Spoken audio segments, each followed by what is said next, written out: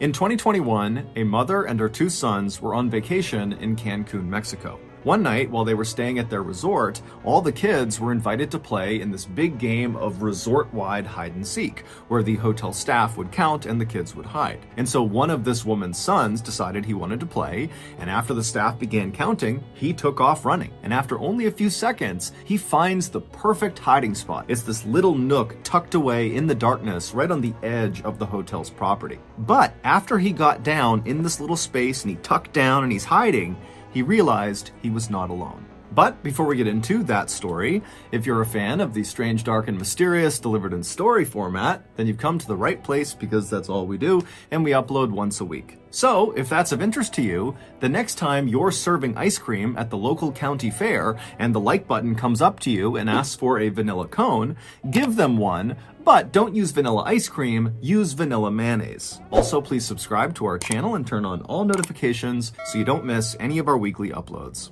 Okay, let's get into today's story. On or around June 10th, 2021, Jennifer Buell and her two sons, 12-year-old Charlie and 7-year-old Johnny, touched down at Cancun International Airport in Cancun, Mexico. The family, who lived in Philadelphia, Pennsylvania, was there for a nice long vacation during the kids' summer break, which had started just a few weeks earlier. After getting off the plane and getting their luggage, the Buell family made their way out of the airport and they hopped on a shuttle that brought them to their resort. They were staying at Club Med Cancun, which is a very popular all-inclusive family resort that's located right at the tip of the Riviera Maya. And the Riviera Maya is just stunningly beautiful. It's this stretch on the western side of the Yucatan Peninsula in Mexico that's basically all white sand beaches and beautiful clear turquoise water. But Club Med Cancun's fabulous location was not the only reason why families loved going there so much. Club Med, the huge hotel company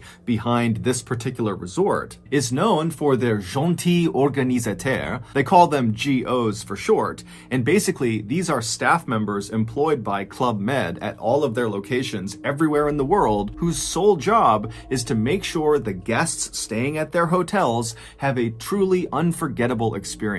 And so these really friendly GOs are always walking around these hotels and talking to the guests and pointing them to the different places they can go within the hotel, and they encourage the guests to interact with each other and to participate in resort activities. And so a stay at a Club Med hotel, whether it's Cancun or anywhere in the world, is known to be very upbeat and highly interactive. So Jennifer and her two sons, they get off the shuttle at Club Med Cancun, they go inside, they get checked in, they make their way to their room, they drop their bags, and then they head out to explore the hotel. And pretty much right away, there were GOs all over the place coming up to welcome them to the hotel and pointing them to the best restaurants, the best places to go swimming, and what activities were coming up that night and what to look forward to that week. And right away, what stood out to the Buell family, specifically Charlie and Johnny, was the Kids Club / Teens Club. Basically, the GOs organized really fun games and activities just for the kids, depending on what age they were. And so this was really appealing to Charlie and Johnny to go play with other kids. And it was appealing to Jennifer because this would mean she could go off and actually relax because she would have childcare. So, starting that first night and over the next week they were in Cancun, Jennifer made sure they always were around the resort so that the boys could just take off and go hang out with this kids club, teen club whenever they wanted. And so the routine that the Buell family adopted over the course of their vacation was they would get up early, they would go to the white sand beaches right outside of their resort, and then after coming back to the resort, Charlie would almost always cut loose and go hang out for the rest of the day with the kids in the teen club, kids club, and Johnny, he mostly stayed with his mom, but over the course of the day, he would leave and do one-off activities with the club. And then at 9:15 p.m. at night, the trio would always link up on the pool deck and they would make their way in to see one of the shows that the GOs were putting on, ranging from comedy sketches to circus tricks. And so all in all, the Buell family vacation to Cancun, Mexico was really going as well as it could have been, until a simple game of hide and seek changed everything.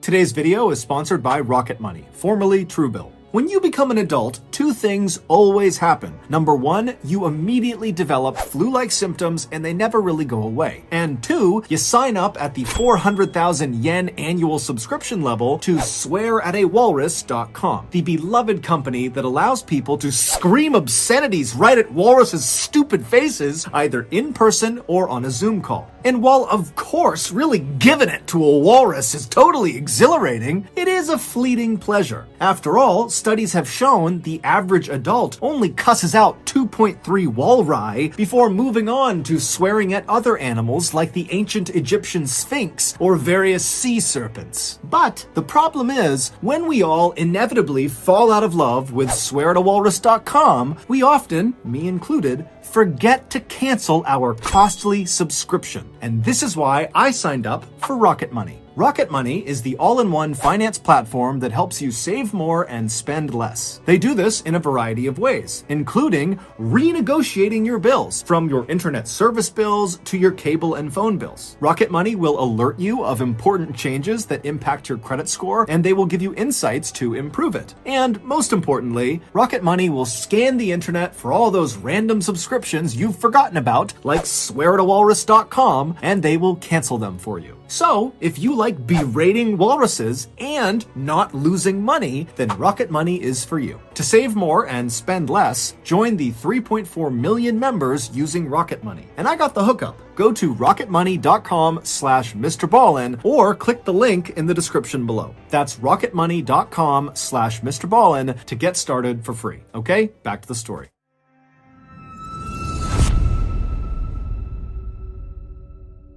On June 18th, so roughly 1 week after the Buell family had arrived in Mexico, the family got up and they began their typical vacation routine. They headed to the beach, and then afterwards, Charlie broke off and went to spend time with the kids at the Teen Club Kids Club, and Johnny and Jennifer, they mostly stayed together for the rest of the afternoon. That evening, around 8:30 p.m., after all three of the Buells had had dinner, they decided to split up before rejoining at 9:15 to go in and see a show. Johnny wanted to head downstairs and go see a kids-only show. Jennifer wanted to head up to the second level to have chocolate fondue dessert with a friend she had made at the resort. And Charlie wanted to meet up with his friends from the Kids Club Teens Club out on the pool deck, where the GOs were organizing a big game of hide and seek. And so after watching his mother walk upstairs to the fondue restaurant and watching his younger brother head downstairs to the kids-only show, Charlie turned and ran towards the pool deck. And when he got there, he immediately linked up with his best friend from the vacation,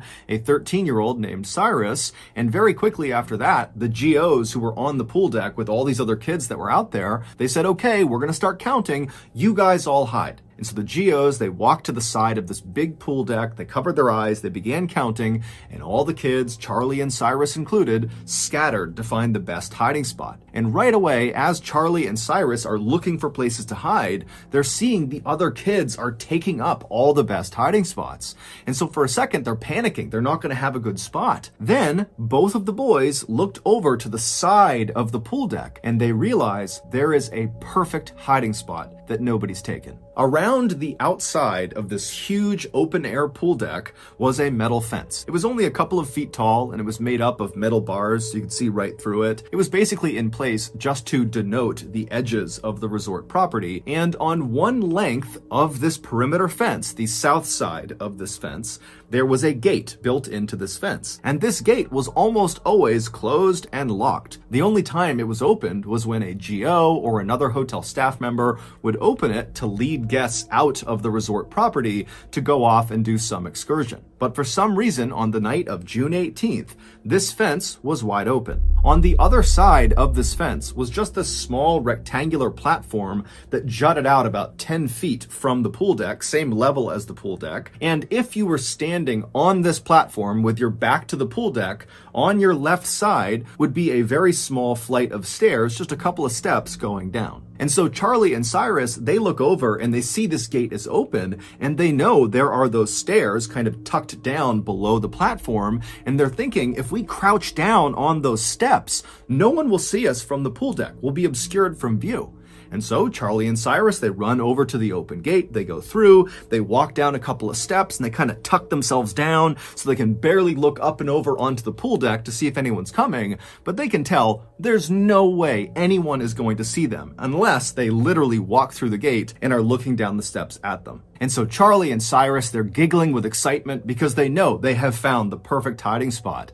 And they're listening as the GOs are calling out, okay, ready or not, here we come. And after a couple of minutes, they're hearing the sound of the GOs finding all the other kids all over the pool deck. You know, there were some really good hiding spots, but eventually all the kids are found except for Charlie and Cyrus. And so Charlie and Cyrus, they start looking at each other and they're really excited about this, but they know no one's going to find them. But right before Cyrus and Charlie stood up and revealed themselves, Cyrus happened to notice there was a hose, like a garden hose, that was draped down the steps that they were on, and for some reason, the water was turned on. And so Cyrus grabbed the hose, and as he stood up, turning away from Charlie, he began spraying the water onto the pool deck, onto the GOs and all the kids who didn't know where they were. And so everybody on the pool deck is suddenly laughing and running away from the water. It's totally chaos, and Cyrus thinks it's hysterical. He's still just spraying everybody down. And then at some point, Cyrus stops and turns to see what Charlie's reaction is to this absolute bedlam that he's created on the pool deck. But when Cyrus turns around,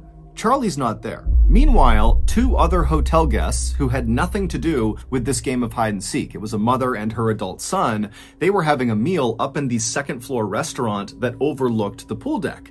And as they're sitting there enjoying their meal, they suddenly hear the sound of boys screaming. Now, immediately, they both can tell this is not a play scream. Someone is actually in danger, someone is hurt, something's going on here, and they try to look down onto the pool deck where these screams seem to be coming from, but they can't tell. It's dark out there, they can't see what's going on, and so acting on instinct, the woman and her son just stand up and start running through the restaurant and making their way downstairs. And as they're doing this, the woman's husband actually sees her charging through, and he, along with two other boys that happen to be near him, just start running after them, knowing that whatever's going on, it's bad, so they have to go help. And so when these 5 people get down to the pool deck, they hear the sound of the boys screaming again, and they can tell it's coming from that open gate, that platform area where Charlie and Cyrus had been hiding. And so these 5 people charge through the still open gate, they go out onto this platform and they look down the little flight of stairs and they see Cyrus. They don't see anybody else on the platform, it's just this one boy, and he looks totally shaken up, totally hysterical, and it's clear he is one of the boys that was screaming.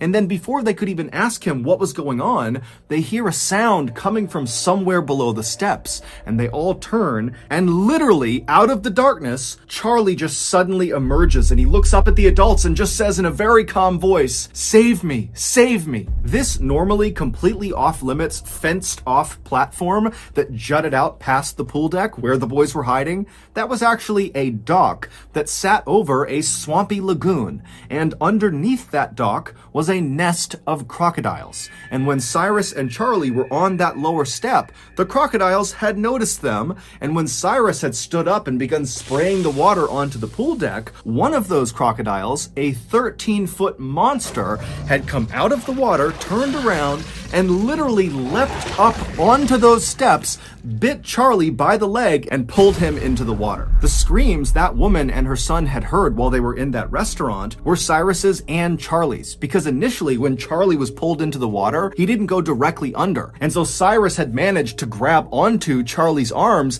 and he was trying to pull Charlie out of the crocodile's mouth, and the two of them were screaming for help. But by the time that woman and the other 4 people got down to the platform, Cyrus lost his grip on Charlie, and the croc and Charlie went under the water. And so those 5 people were standing there when the crocodile and Charlie just came back out of the water. And that's when Charlie was saying, "Save me, save me." He was in the crocodile's mouth. And when these 5 people saw Charlie and understood what was going on, without any hesitation, the adults leapt into the dark lagoon waters that are clearly infested with crocodiles and began beating the crap out of this crocodile. And while this melee is happening in these dark, murky lagoon waters with crocodiles everywhere, someone had gone into the fondue bar and told Jennifer, "Your son's being attacked by a crocodile." And she instantly leapt up and just ran across the restaurant, knocking anything over that was in her way. And finally, she got downstairs to the pool deck. She went through that gate out to that platform,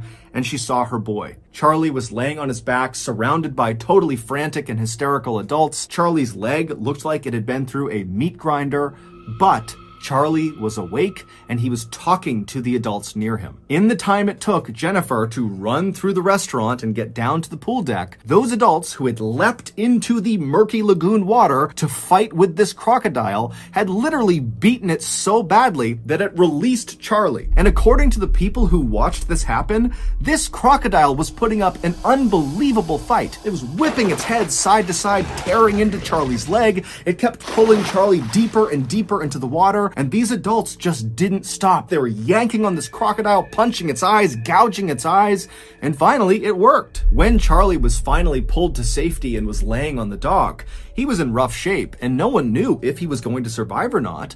But luckily, there just happened to be a trauma nurse who was staying at the resort who came outside. She assessed the situation, and she took charge. She stopped the bleeding in his leg, and she stayed with him and kept him calm until paramedics finally arrived. Charlie would be rushed to the hospital, where he would immediately undergo several surgeries that would save his life. Also, surgeons were able to miraculously save his leg. Initially, it seemed like he might have to have it amputated. As for Club Med, their response to this incident was enormous. Not only did they pay for all of Charlie's medical bills, but they also invested a lot of money into securing not only that fence and gate that led to the dock where he was attacked, but also just generally speaking around the resort to make sure there were no more attacks. Today, Charlie is back in Philadelphia, Pennsylvania with his family, and considering the horrible trauma he went through, he's remarkably well adjusted. In fact, in the Halloween that followed this attack, Charlie dressed up as a crocodile. So that's going to do it. If you got something out of this episode and you haven't done this already, the next time you're working at the local county fair selling ice cream and the like button comes up to you and asks for a vanilla ice cream cone, sell it to them, but replace the vanilla ice cream with vanilla mayonnaise. Also, please subscribe to our channel and turn on all notifications so you don't miss any of our weekly uploads. We have a podcast called the Mr. Ballin Podcast that puts out brand new, never before heard stories on Monday mornings and remasters of our best YouTube videos on Thursday mornings. Currently, that podcast is available everywhere, but starting on November 1st of this year, our podcast is going to be shifted exclusively to Amazon Music. We now have a registered 501c3 charitable organization called the Mr. Ballin Foundation that makes it as easy as possible for you to join me, my family, and my team in supporting those whose lives have been most impacted by violent and heinous crimes. Monthly donors to the Mr. Ballin Foundation Honor Them Society will receive free gifts and exclusive invites to special live events. But the real reward is helping to rewrite the ending to the story for victims of violent crime. Go to mrballin.foundation and click on Get Involved to join the Honor Them Society today. We also have 2 additional YouTube channels. One is called Mr. Ballin Shorts. The other is called Mr. Ballin en Espanol. We also have a Facebook, Snapchat, and TikTok page, all called Mr. Ballin, that put out near daily content. If you want to get in touch with me, please follow me on any major social media platform and then send me a direct message. My username is just @Mr. Ballin, and I really do read the majority of my DMs. We also have some really cool merchandise, so head on over to shopmrballin.com to have a look. And if you have a story suggestion, please submit it to our subreddit, just called Mr. Ballin. It's linked in the description below. So whether I see you on Twitter, Instagram, TikTok, Reddit, YouTube, Facebook, other YouTube channels, the podcast, wherever, just know that I really appreciate your support. And until next time, that's going to do it. See ya. Are you tired of having all that disgusting extra money in your wallet? Does wearing flannel at every occasion, regardless of temperature or general appropriateness, sound exciting to you? If you answered yes to both of those questions, then you've come to the right place, because just last week, we opened up our brand new Mr. Ballin Flannel Emporium, aka shopmrballin.com. From timeless classics like flannel tuxedos and flannel eyelash extensions to more modern takes like flannel bell-bottoms and flannel wigs, shopmrballin.com has all your flannel fashion choices covered. But don't you dare come into our emporium unless you've already slapped the like button and the 5-star review button right in the front left tooth. Failure to do so will result in you instantly being shipped off to Bell's Canyon. So, come on down to the brand new shopmrballin.com Flannel Emporium and throw away all that disgusting extra money in your wallet. But hurry up, because the shop closes in less than 2 weeks. Again, go to shopmrballin.com for all your flannel needs. shopmrballin.com.